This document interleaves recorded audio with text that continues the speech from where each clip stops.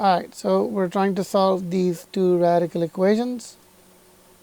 And so we have 4z minus 1 raised to 1/5 minus 1 equals 2.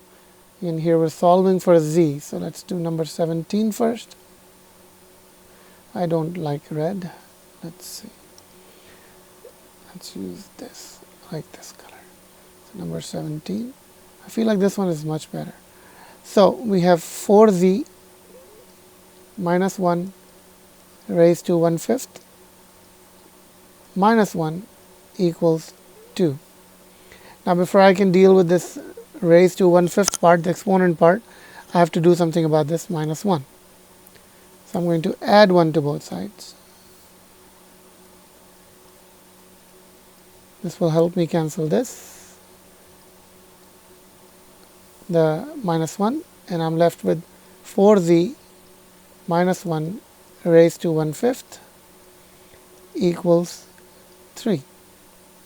Now how do I get rid of the 1/5? Well, to get rid of the 1/5, I have to raise the entire quantity here by something. Well, what do I have to raise it by? I raise it by the index. And what's my index? My index is 5. So I'm going to raise this side, all of this side, by 5. On the left side, I'm going to raise this whole quantity by 5, and then I'll raise the 3 by 5 as well. Raising by the index cancels out my exponent. I'm only left with 1, which I don't have to worry about anymore. So this turns into 4z minus 1. There's no more exponent anymore because that's all cancelled, equals to 3 raised to 5. Well, what is 3 raised to 5? Let's see. Let's do some scratch work. 3 times 1 is 3. 3 times 3 is 9. 9 times 3 is 27. 27 times 3 is, what is 27 times 3? I don't know. Let's use a calculator.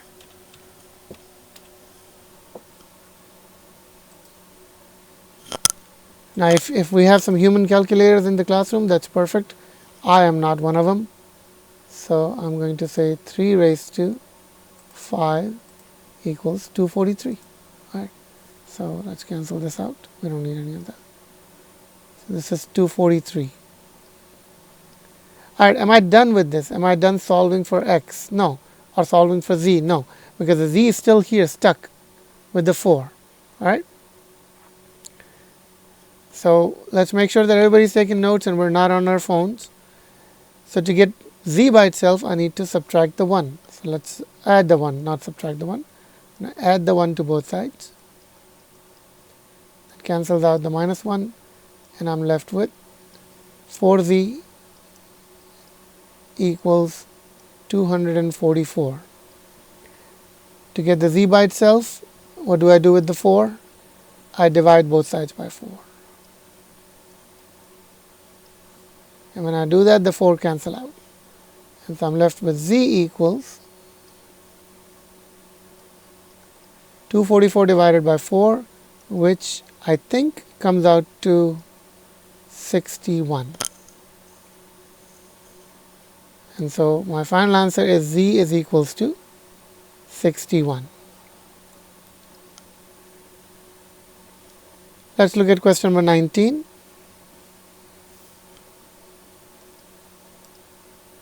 Let me give you a minute to copy this first, and then we'll look at number 19. So in question number 19, we are given a radical form, and we are trying to solve this. So let's continue with it. I'm going to start by writing number 19 for myself. So we have the 6th root of y plus 2. Try and take notes with me. Don't wait too long, because I feel like some of you don't take notes, and then once I'm done writing, then you want to spend the next 5 minutes writing the notes. So you should be taking the notes with me, please.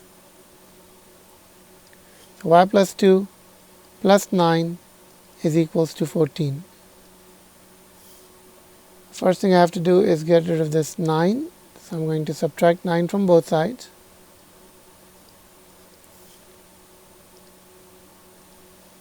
So I get the sixth root of y plus 2 equals 14 minus 9 is, I think it's 5. Are we sure? I see some of you not taking notes, so I don't know what's happening. We should be taking notes. Okay. Now I need to get rid of the radical. So I need to rewrite this. Let's say y plus 2, the sixth root of 5.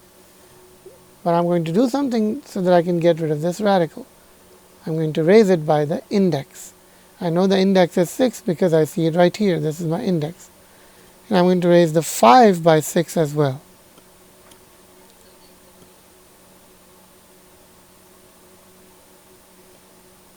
So this raising by the index cancels out this radical completely. So what am I left with? I'm left with y plus 2 equals 5 raised to 6. To get the y by itself, I still need to subtract the 2 from both sides. And that gives me y equals 5 raised to 6 minus 2. Well, what is 5 raised to 6 minus 2? I don't know. Let's find out. Let's use a calculator.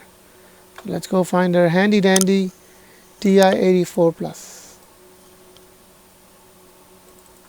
Alright, so we have 5 raised to 6, which is 15625, and then we're subtracting the 2.